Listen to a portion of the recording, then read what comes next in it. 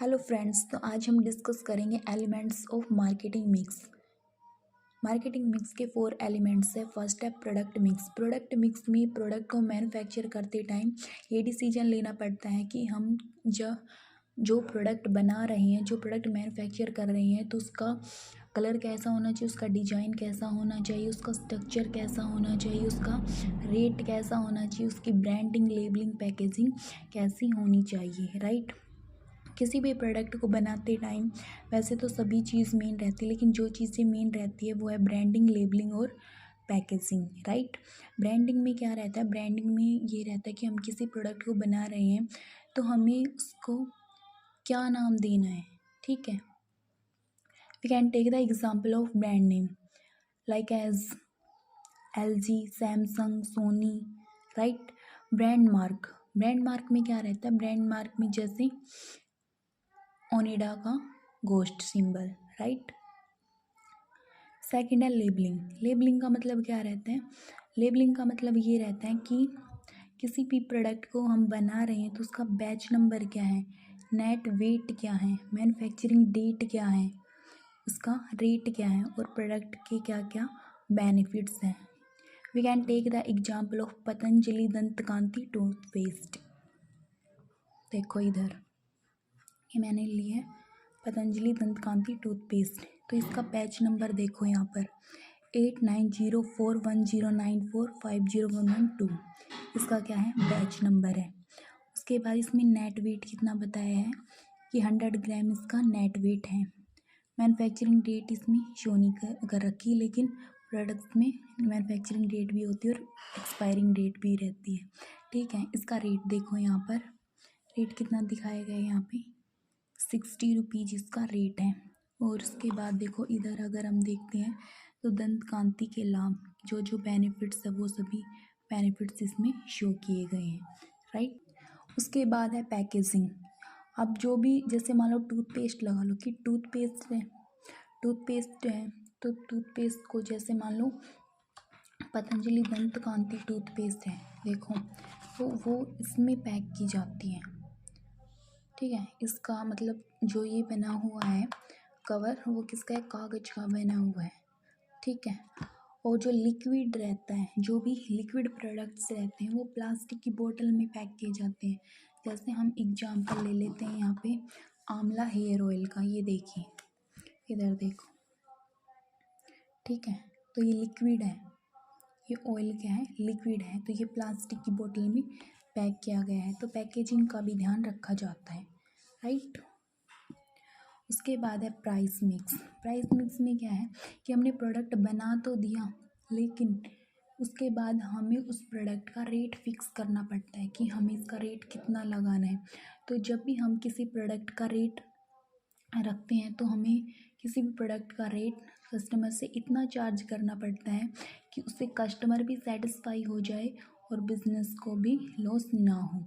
हमें सिर्फ और सिर्फ अपना प्रॉफिट नहीं देखना चाहिए, राइट। हमें रिजनेबल रेट रखना चाहिए प्रोडक्ट का कि कस्टमर भी सेटिस्फाई हो जाए और बिजनेस को भी प्रॉफिट हो, राइट। जैसे मान लो किसी प्रोडक्ट को हमने बनाया, जैसे हमने पेन बनाया और पेन को बनाते टाइम हमारी कॉस्ट आई 7 रुपीज़, ठीक है।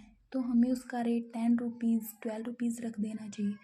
अगर किसी पेन को बनाते टाइम अगर कॉस्ट 7 आ रही है और उसका हम रेट रख देते हैं 15, तो ये क्या है? Wrong, right.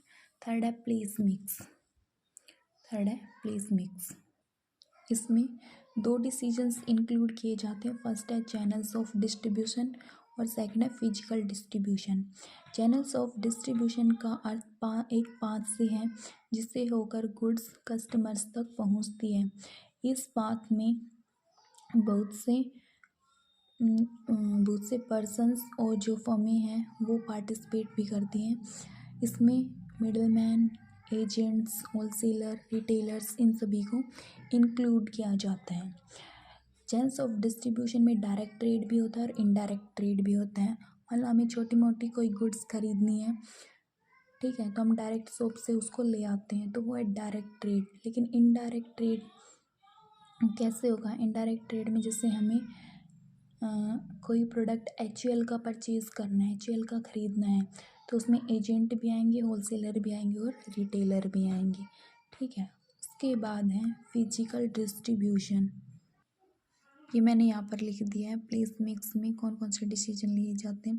तो सेकंड है हमारा फिजिकल डिस्ट्रीब्यूशन। फिजिकल डिस्ट्रीब्यूशन में क्या देखा जाता है? फिजिकल डिस्ट्रीब्यूशन में ये डिसीजन लिया जाता है कि जिस प्लेस पर प्रोडक्ट बन रहा है उस प्लेस से लेकर कस्टमर्स तक, कस्टमर के स्थान तक गुड्स को कैसे पहुंचाया जाए। क्या उसको ट्रांसपोर्ट के थ्रू पहुंचाया जाए या फिर जो भी गुड्स है उसको स्टोर किया जाए। ठीक है। या फिर ऑर्डर प्रोसेसिंग की हेल्प ली जाए। राइट। लास्ट है हमारा प्रोमोशन मिक्स।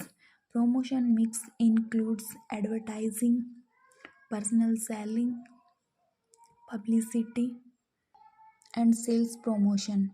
एडवर्टाइजिंग किस किस के थ्रू हो सकती है? एडवर्टाइजिंग हो सकती है टेलीविज़न के थ्रू, रेडियो के थ्रू, न्यूज़पेपर के थ्रू। ठीक है। जैसे हमें किसी रेफ्रिजरेटर की एडवर्टाइजिंग देनी है तो इन सभी मीडियम की हम हेल्प ले सकते हैं। सेकंड है हमारा पर्सनल सेलिंग। पर्सनल सेलिंग में क्या है कि हम डोर टू डोर प्रोडक्ट को सेल करके जाएं। राइट। फिर है पब्लिसिटी। पब्लिसिटी में क्या करता है? पब्लिसिटी में जो पत्रिका का संपादक होता है वो खुद ही उस प्रोडक्ट की इंफॉर्मेशन गेट करता है। ठीक है। तो इसको क्या बोलते हैं? पब्लिसिटी। लास्ट है सेल्स प्रमोशन। सेल्स प्रमोशन में क्या है?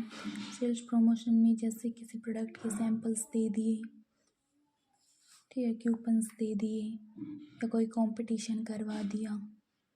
राइट। ये क्या है? Sales promotion. तो प्रमोशन मिक्स में एडवर्टाइजिंग, पर्सनल सेलिंग, पब्लिसिटी और सेल्स प्रमोशन इंक्लूड किया जाता है। ठीक है। मैं अभी यहाँ पर लिख भी देती हूँ। ठीक है। ये देखो मैंने लिख भी दिया है कि प्रमोशन मिक्स में कौन कौन सी चीज़ें इंक्लूड की जाती है। फर्स्ट एडवर्टाइजिंग, सेकंड है पर्सनल सेलिंग, थर्ड है पब्लिसिटी और लास्ट है सेल्स प्रमोशन।